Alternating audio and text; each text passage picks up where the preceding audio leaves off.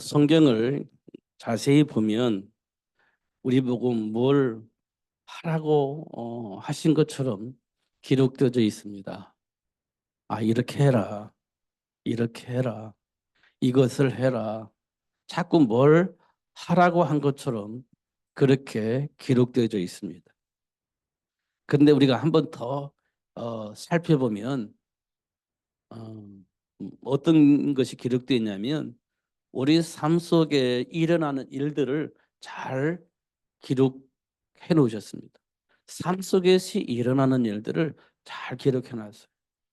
어떤 삶을 기록해 놓냐면 하나님을 떠난 상태의 모습이 어떤 모습인지를 잘 기록해 놨습니다.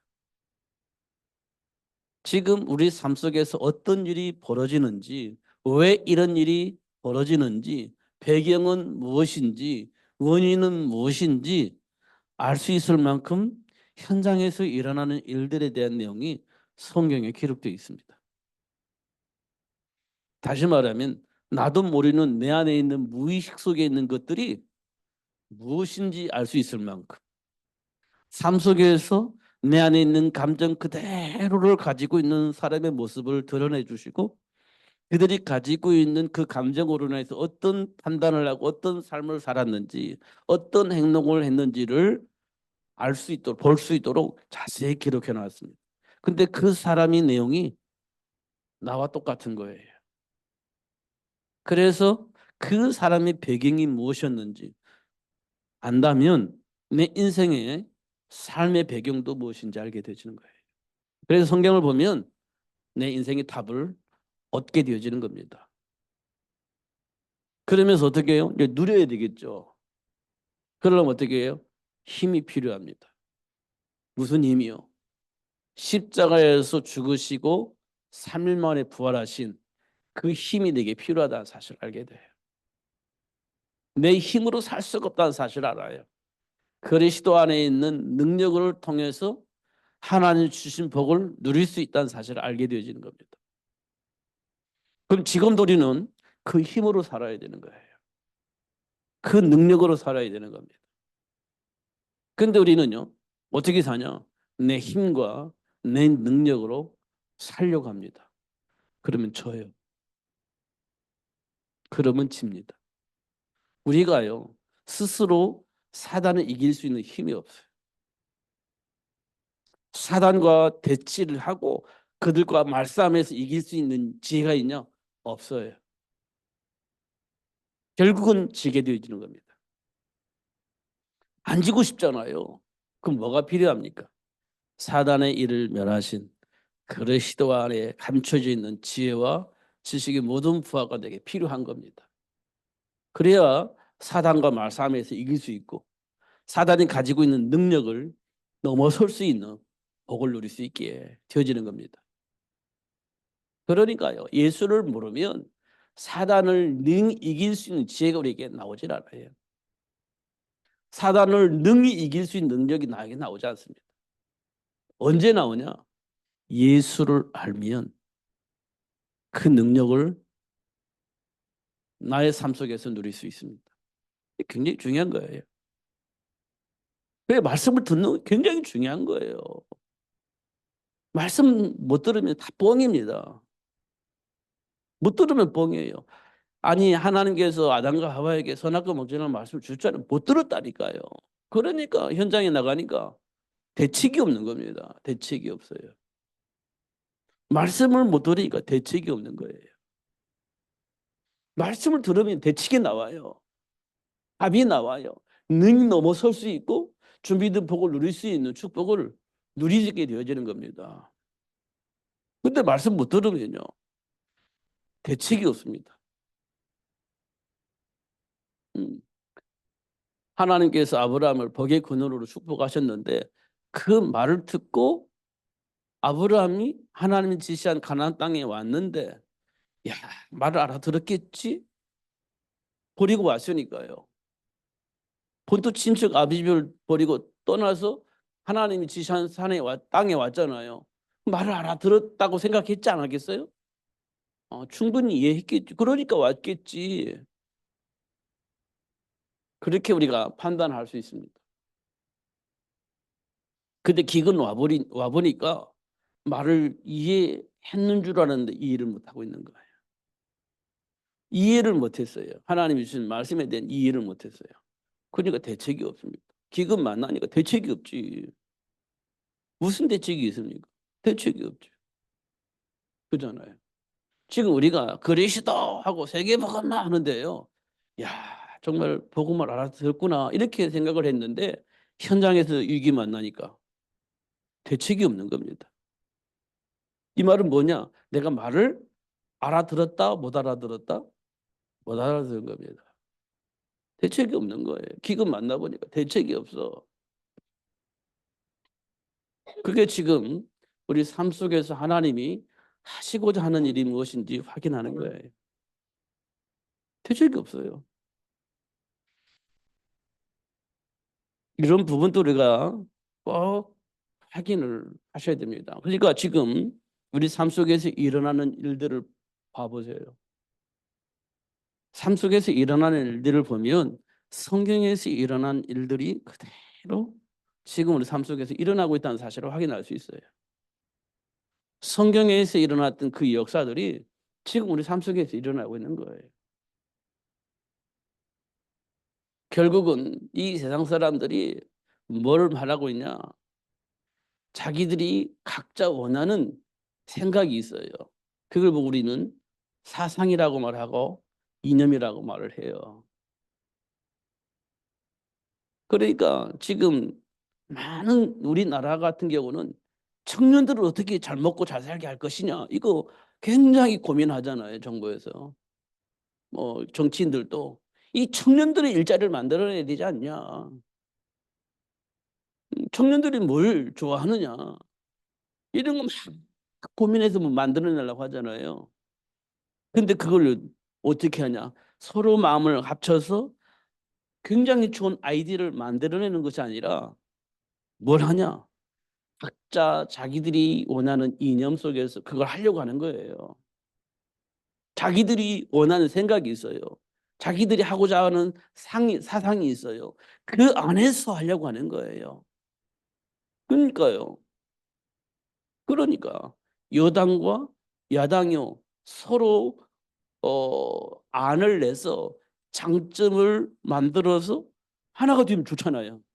그게 진정한 청년들을 위한 거잖아요.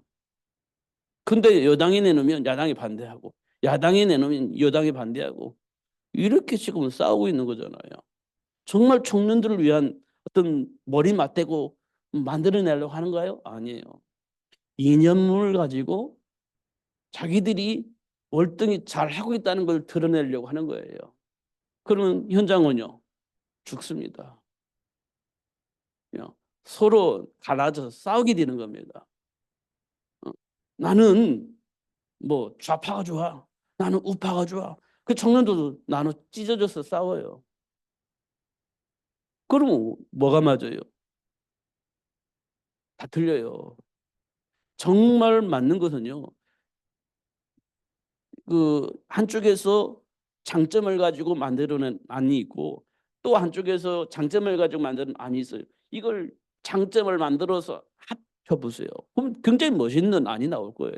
근데 그게 안 돼. 그게 안 되는 겁니다. 그게 싸우는 거예요. 그럼 어떻게 그게 이제 이간질이 되는 거예요. 그럼 안 돼. 아무것도. 그런 것도 우리가 이제 볼 수 있죠. 그런 것들. 성경에도요. 그런 싸움이 있어요. 그런 싸움이. 예를 들어서 요셉의 형들과 요셉과 이게 안 맞아. 포럼을 하는데 안 맞아. 형들이 포럼하는 것과 요셉이 포럼하는 것이 안 맞아. 근데 자기들끼리 하면 괜찮은데 아버지 앞에서 딱 하려고 하니까 이게 신경질 나는 겁니다. 안 맞아. 그럼 어떻게 현장에서 문제 일어나죠? 현장에서.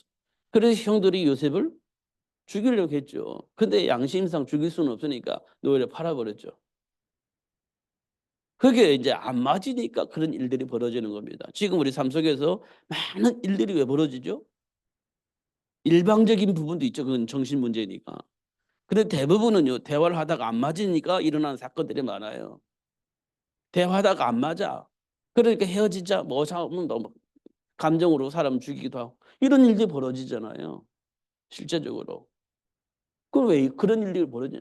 서로 안 맞는 거예요. 음. 근데 그 안 맞는 일이 성경에도 있다니까요. 성경에도. 그 우리가요, 안 맞잖아요. 대화를 하다가. 왜 안 맞아요?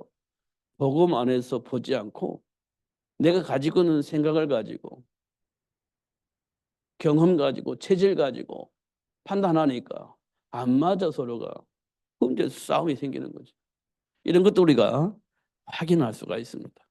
이게 이제 이게 어디서 언제부터 일어났냐? 그 창세기 3장 사건 이후에 일어나잖아요. 아담과 하와가 너 때문이야, 너 때문이야 하다가 벌어진 것이 부부싸움이잖아요. 그게 하나님의 말씀을 불신하고 떠나면서부터 발생한 문제예요. 사건이에요. 그럼 그 문제 어떻게 하면 해결할까요? 서로 소통이 되면 해결할 수 있겠죠. 근데 소통이 안 돼. 언제 소통이 되겠냐? 여자의 후손을 내 인생의 답으로 발견할 때 비로소 소통이 되는 겁니다. 다른 방법으로 소통할 수 있는 길이 없어요. 잘 확인해 보세요. 여자의 후손을 통하지 않냐고서는 부부간에 소통이 될 수가 없어요. 잘 확인해 보시면. 그게 이제 회복되어지면 다 돼요. 왜 되냐? 이간질하는 그 강한 자를 결박할 수 있는 권세가 있잖아요.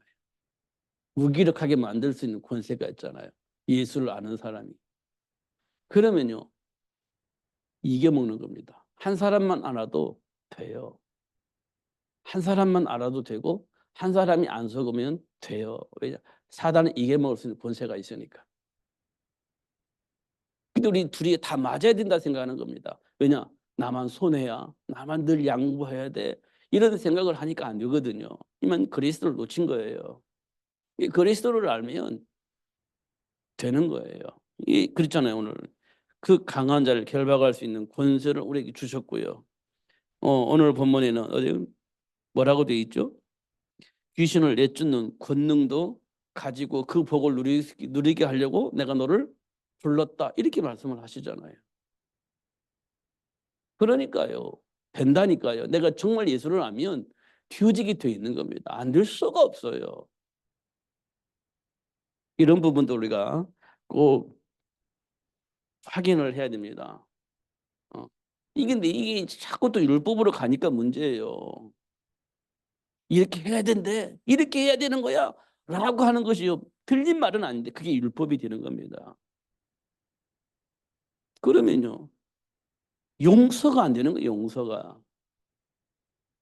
베드로를 예수님은 충분히 수용했는데 우리는 수용이 안 돼요. 하라고 했는데 안 해가지고 문제 터졌다고 하면서 막 싸우게 되잖아요. 용서가 안 되고 수용이 안 되는 겁니다. 그게 율법입니다. 어. 근데 예수 안에 있으면요. 그럴 수밖에 없는 그 사람의 배경을 충분히 이해하니까 수용도 되고 용서가 되는 겁니다. 근데요. 당하냐 그렇잖아요. 예수 이름으로 모든 걸 이겨먹을 수 있는 힘이 있기 때문에 당하지 않습니다. 이 부분 우리가 조금은 이해를 해야 할 부분입니다.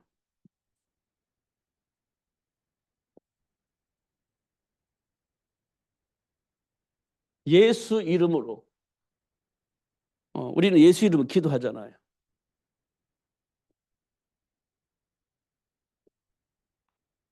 예수 이름으로 기도하잖아요. 예수님 이름으로 기도합니다. 예수 이름으로 기도하는 이유가 있어야죠. 예수 이름으로 기도하는 이유. 음. 이거 알면 됩니다. 이거 알면 돼요. 그러나 예수 이름으로 왜 기도해야 되냐?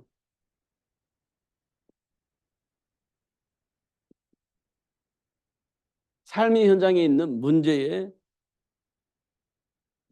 원인이 있고 배경이 있습니다. 이걸 알면 예수 이름으로 기도할 수밖에 없습니다. 예수 이름으로 기도할 수밖에 없어요. 지금 가인과 아벨 사건을 통해서 볼 때 예수 이름으로 기도해야 할 이유, 그거 확인하는 겁니다. 예수 이름으로 기도해야 할 이유. 이게 뭡니까? 근데 창세기 3장 사건에서 뭘 확인하냐? 예수 이름으로 기도할 이유를 확인해 주는 겁니다.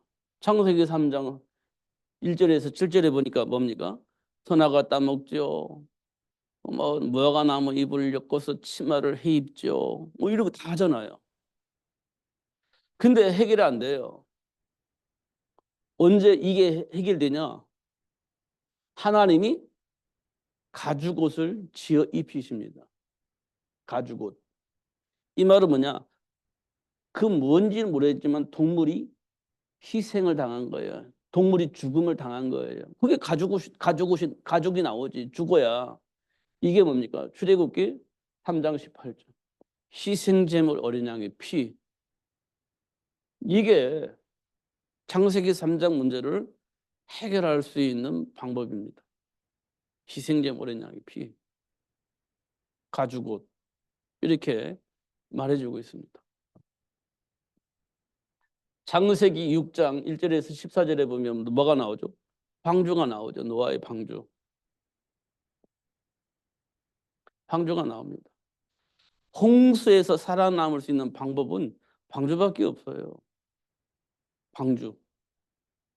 이건 이제 우리가 쉽게 말하면 배죠, 배. 이 속에 들어가야 홍수에서 살아남을 수 있는 방법입니다. 이거 방법이 없어요. 다른 방법이 없어요. 방주 만들어야 됩니다. 그 안으로 들어가야 돼. 방법이 없죠. 그게 창세기 6장의 문제를 해결할 수 있는 방법이에요. 성공이 다 필요 없어. 왜냐? 일단 홍수나면 다 죽어요. 성공이 중요한 게 아니에요. 인격이 중요한 게 또 아니에요. 다 아무것도 필요 없어요. 홍수는 다 죽어요. 아무리 훌륭한 인격을 가지고 있어 죽고, 아무리 돈 많이 벌고 성공했다 할지라도 죽고 다 죽어요. 유일하게 살 수 있는 방법은 배 안에 들어오는 거예요.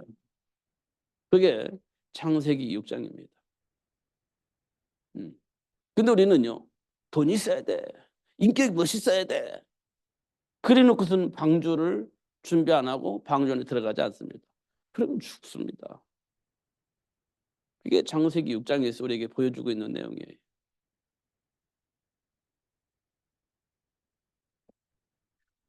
창세기 11장에서 1절에서 11절에 보면 뭐가 나오죠? 바벨탑. 이게 이제 삶의 문제를 해결할 수 있는 방법이라고 생각을 하는 겁니다. 이게 우상숭배예요. 다시 말하면 바벨탑은 뭘 의미하느냐면 신전을 의미하는 겁니다. 이 신전이 뭐죠? 이스라엘 백성들이 이 신전을 뭐라고 표현했죠? 하늘에 닿도록 만들자 이렇게 얘기했잖아요. 이 탑을 만들었고 하늘에 닿도록 만들자. 하늘에 닿도록. 하늘이 어디 있어요? 하늘 없어요. 하늘은요 그냥 빈 공간입니다. 근데 이게 어떻게 닿아요? 이 말은 뭐냐면 어떤 절대자와 소통할 수 있도록 만들자는 거예요. 이게 신전이지. 무당들이 산에 가서 막 기도하잖아요. 누가 소통해? 귀신하고 소통하는 거지. 하늘에 닿도록 하자 이 말은 신하고 소통해서 만들자. 노하지 않도록 혹시 홍수 내리지 않도록 신하고 소통할 수 있는 만들자. 이게 바벨탑이잖아요. 그런 겁니다. 이 11장 문제를 그러니까 막 두려운 이 문제를 해결하려면 어떻게 해요? 신하고 통해야 돼. 그 바벨탑 만든 겁니다. 그런데요, 어떻게 됐죠? 더 혼란스러워진 겁니다. 귀신하고 막 더 혼란스러웠어요. 혼란이 찾아왔습니다. 뭐냐? 소통이 안 되는 겁니다. 음, 음. 언어가 하나고 뭐 이렇게 하면서 소통이 됐는데 귀신하고 소통을 하다 보니까 더 혼란스럽고 막 흩어져 버렸습니다. 그러니까 원인이 뭐냐, 배경이 뭐냐 이게 아는 게 중요한 거죠. 근본적인 원인. 그 해결책이 뭐냐? 이걸 우리가 근본적으로 알아야 돼요. 근본적으로. 어. 그냥 인격이 모자라고 막 생각이 다르고 늘 충돌하고 뭐 그거 어떻게 하면 해결할 것이냐. 그 성경에 보니까 뭐 이렇게 돼 있고 사람들 말 들어보니까 이렇게 돼 있고 또 가문을 통해서 보니까 그럴 수밖에 없고 다 우리가 충분히 듣고 이해하고 소화할 수 있어요. 그런데 근본적인 원인은 아니에요. 근본적인 배경은 아니에요. 근본적인 원인은 뭐냐? 하나님을 불신앙하는 거예요. 근본적인 원인은 하나님의 말씀이 안 믿어지는 겁니다. 하나님의 말씀은 안 믿어지는 거예요. 근본적인 원인은. 그럼 배경은 뭐냐? 사단의 역사죠. 사단의 속임수. 그게 배경이에요. 근본적으로는 하나님의 말씀이 안 믿어져. 불신앙이 안 믿어져. 그 배경은 뭐냐? 사탄이야. 이걸 알아야 됩니다. 그러면 창세기 3장도 그랬구나. 6장도 그랬구나. 11장도 충분히 이해가 되죠. 그러면 이길 수 있는 방법은요. 가죽옷, 여자의 후손, 가죽옷, 방주. 이게 이제 충분히 답이 되는 거죠. 이거 준비 안 하면 안 돼요. 사실은. 근데 우리는 막 인격적으로 막 해보려고 하는 거예요. 바리새인들처럼. 그 안 되니까 낙심되고 스트레스 받고 와 분노가 일어나고 그러잖아요. 충분히 설명했는데 못 알아들으니까 막 화가 나는 거지. 그게 이제 바리새인들이 가지고 있던 율법주의입니다. 그러니까요. 충분히 가르쳐주는 말을 안 듣고 막 이상한 짓을 하니까 막 죽이려고 하잖아요.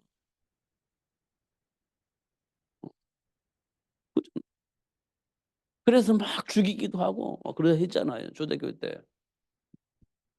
그게 이제 사실은 하나님이 기뻐하시는 그 일을 하게 하려고 하는데 말을 안 듣고 막 이상한 짓을 하니까 잡아다가 가두고 막 말할 때 안 들으면 죽이기도 하고 그렇게 했잖아요.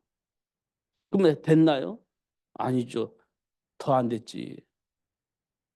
왜? 도망가잖아요. 두려우니까. 숨잖아요. 말씀 안 듣잖아요. 도망가잖아요. 그게 율법주의입니다. 근데요, 예수님 오셔서 말씀하니까 어떻게 해요?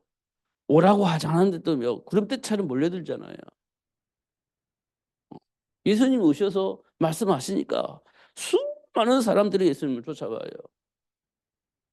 다비드니까 쫓아오는 거고, 다비드니까. 그잖아요.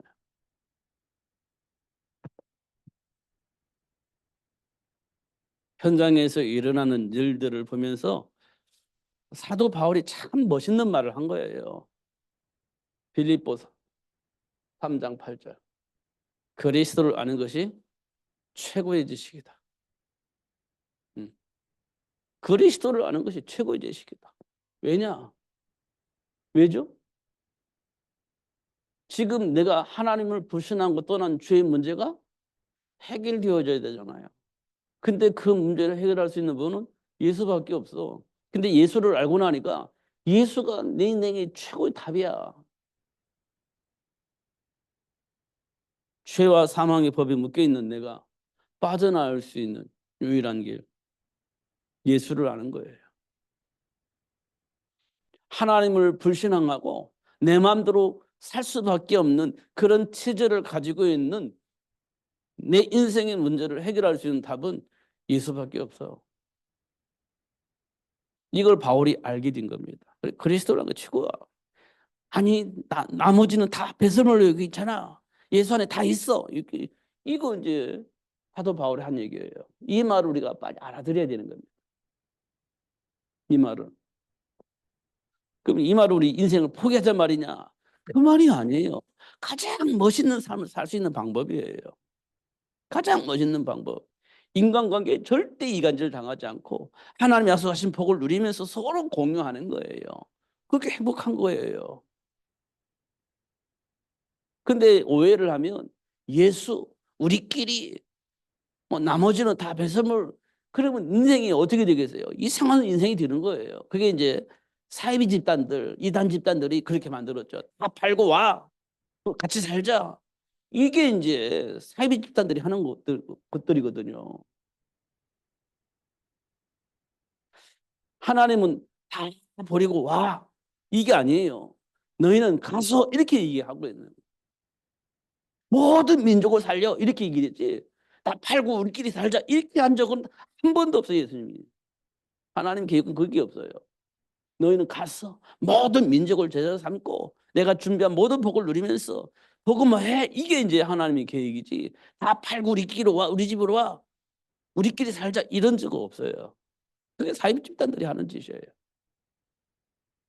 그러니까 우리는 이 말을 듣고 가는 거예요. 아, 그래, 맞아요. 그렇게 합시다. 그러면 이렇게 되는 거예요. 이게 이제 사단이 하는 짓이죠. 그게. 그게 사단이 하는 짓이에요. 다 팔고 와. 이게 이제 사단이 하는 짓이에요. 근데 그게 맞다라고 생각을 하는 거예요. 그래, 우리끼리 살자. 세계 복음을 위해서. 근데 거기에 소리를 빠져나올 수 있도록 길을 열어주신 분이 누구냐? 예수. 사단의 일을 멸하시고 사단이 시키는 대로 종로를 할 수밖에 없는 를 해방시키기 위해서 오신 그 예수. 이 예수를 아는 것이 최고지. 이렇게 얘기를 하는 겁니다. 그러면서 내게 능력 주시는 자 안에서 내가 모든 걸 할 수 있다. 이렇게 되어 있는 거예요. 이 말은 현장을 저주와 재앙에서 살려내는 거예요. 그러니까요. 여기 보면 어떻게 돼 있어요? 마가복음 3장 16장 15절에서 20절에 보면 온천에 달리면 만민에게 이 복음을 증거라 했지. 우리끼리 살자고 한 적이 없어요. 온천에 다니면 만민에게 이 복음을 전하라고 했습니다. 그러니까 이것만 봐더라도 사이비 집단들이 하는 짓이 무슨 짓인지 금방 알 수 있죠. 전혀 반대적인 거니까. 우리끼리와 하나님은 아니 모든 민족을 흩어져서 모든 민족을 살려야 돼. 이게 예수님께서 하신 말씀. 그러니까 알 수 있는 거죠. 이런 것도 우리가 확인할 수 있어요. 그러려면요. 뭘 찾아야 되냐?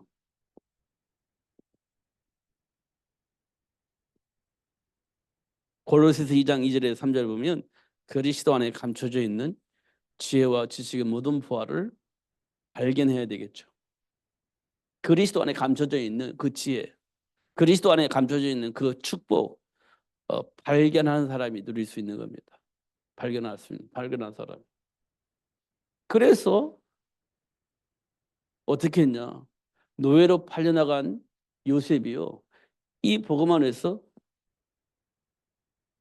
형통하게 되는 복을 누려요. 이 안에 있는 지혜를 가지고 요셉이 형통의 복을 누릴 수 있는 거예요. 노예인데도 형통의 복을 누려요. 그리스도 안에 있는 지혜와 지식 모든 복을 가지고 형통의 복을 누리는 겁니다. 다니엘과 세 친구들 그 바벨론 왕 앞에서 죽음의 위기 앞에서 선택을 하잖아요. 이 선택이 축복이 어디서 왔냐? 그리스도 안에 감춰지는 지혜와 지식 모든 부활을 가지고 있기 때문에 다니엘은 그 선택을 할 수 있는 복을 받게 되어지는 겁니다. 그러니까요. 예수 이름을 기도하지 않으면 이 복을 누릴 수가 없는 거예요. 예수 이름을 기도할 때 이 복을 누릴 수 있는 거예요. 그래서 우리는 항상 예수 이름으로 기도하는 거예요. 항상. 그러면 돼요. 문제되지 않습니다. 전혀. 광야 40년 모세가 이끌었잖아요. 홍해 앞에 있을 때도 물이 없을 때도 먹을 것이 없을 때도 모세가 그 모든 문제를 해결했습니다. 광야 40년 동안에. 그게 어디 여기 있는 거예요. 그리스도 안에 있는 지혜와 지식의 모든 부활을 통해서 현장에 필요한 것을 하나님께로부터 공급받았죠. 이런 것도 우리가 확인하는 거예요. 예수 이름으로. 그러니까 내 감정에는, 내 경험에는, 내가 알기로는 이렇게 되는 게 아니에요. 하나님이 원하시는 거 찾아야 되는 거예요. 하나님이 원하시는 거. 내 경험으로는, 내 체험으로는, 지금까지 내 살아오면서 느낀 경험으로는 이것 가지고 되는 게 아니에요. 지금 우리에게 뭐를 약속하셨냐면 성령의 역사. 이거 약속을 하셨어요. 성령의 역사. 예수님께서 성령이 너에게 임하시면 이게 되잖아. 경험이 중요한 게 아니에요. 지금 하나님이 원하시는 거 하는 거예요. 찾아야 되겠죠. 그러니까 선입견이라는 게 무서운 거예요. 옛날에 받았던 응답이 지금도 동일하냐? 그렇지 않아요. 옛날에는 그때 하나님이 역사하시는 거고 지금은 또 하나님이 역사하시는 게 또 다르단 말이에요. 그게 과거 가지고 지금도 적용하면 안 돼. 과거는 과거대로, 지금은 지금대로 하나님이 아시는 일이 있어. 그러니까 그때그때마다 성령의 인도를 받아야죠. 이걸 누가 잘 했냐면 바울이 그렇게 잘했어요. 바울이. 그러니까 바울은 매 순간순간마다 기도했죠. 매 순간순간마다. 그잖아요. 매 순간순간. 예를 들어 감옥에 갔을 때 어떻게 했죠? 기도했잖아요. 근데 그때 하나님께서 뭘 가르쳐서 여기에 복음을 받을 사람이 있어서 내가 왔어. 그러니까 그러니까 그 복음을 받을 사람 때문에 내가 여기 왔으니까 복음을 받을 사람 만나고 가야지. 그잖아요. 그게 성령의 역사지. 성령의 인도지. 옥문 열렸다고 도망가 버리면 성령의 역사가 아니지. 그잖아요. 이런 것도 우리가 순간순간 확인해야 되는 겁니다. 그러니까요. 우리 감정을 가져가면 성령의 인도를 못 받아요. 기도하면 성령의 인도를 받을 수 있는 거예요. 기도해야 성령의 인도를 받을 수 있는 거예요. 예수 이름으로. 그잖아요.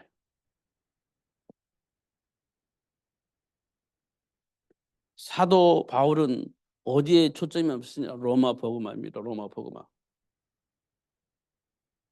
그러니까요.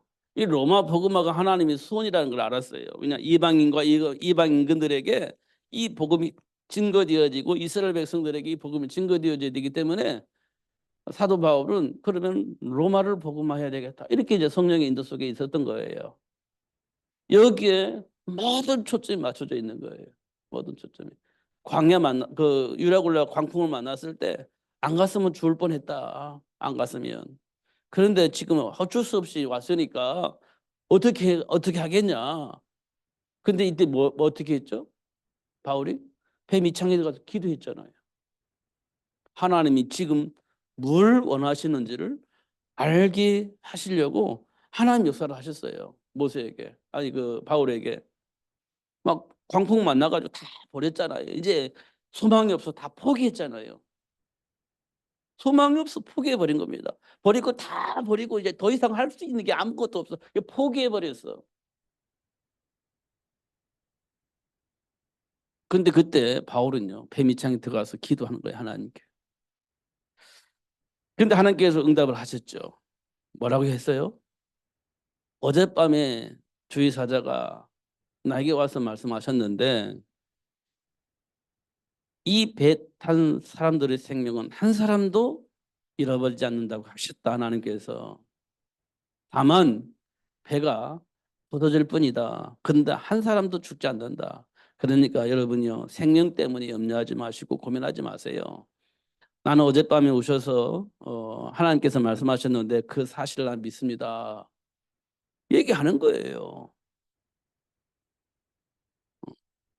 나 죽었구나. 이렇게 아니에요. 기도해서 응답받은 이 사실을 바울은 배 안에 있는 사람들에게 얘기를 한 거예요. 근데 마침내 실제적으로 배만 파손되어지고 사람 한 사람도 죽지 않았어요.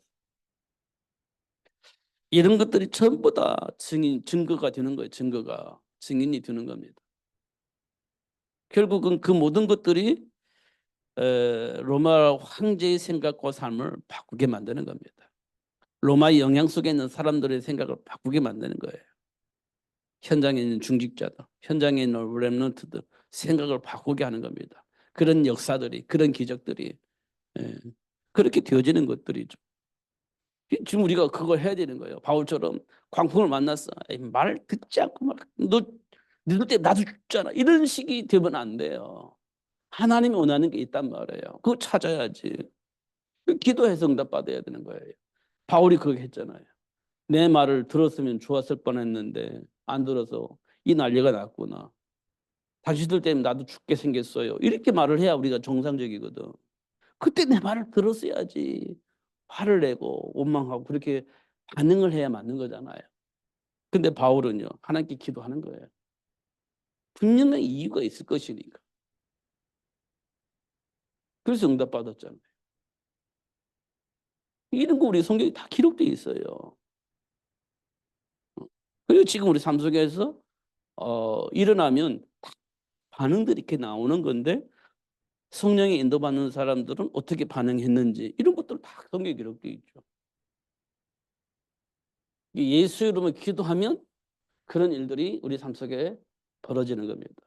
그래서 오늘 본문에 보니까 하나님께서 우리를 왜 부르셨어요? 하나님 우리와 함께 하시려고.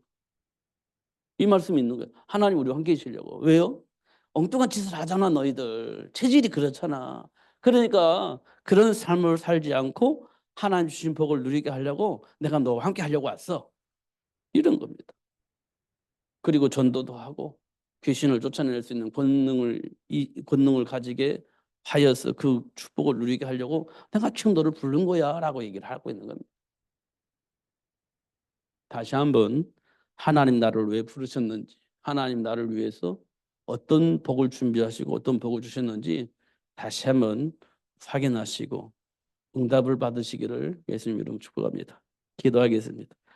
살아계신 하나님 아버지 감사합니다. 오늘도 최고의 복을 주시고 또 알게 하시고 누릴 수 있도록 역사하신 하나님께 감사합니다. 우리가 어떤 존재에 있는지 어떤 체질을 가지고 있는지 우리가 스스로 알 수가 없어서 문제와 사건을 통해서 우리 안에 뿌리내려져 있는 감정들, 삶의 기준들 여러 가지 것들을 드러내 알게 하시고 보게 해주셔서 감사합니다. 그리스도 되신 예수 이름으로 치유되게 하시고 회복되어지게 해주시되 세계를 복음할 수 있는 삶을 살게 하시는 하나님께 감사하며 영광 돌리는 삶이 될 수 있도록 축복해 주옵소서. 예수님 이름으로 기도하옵나이다. 아멘.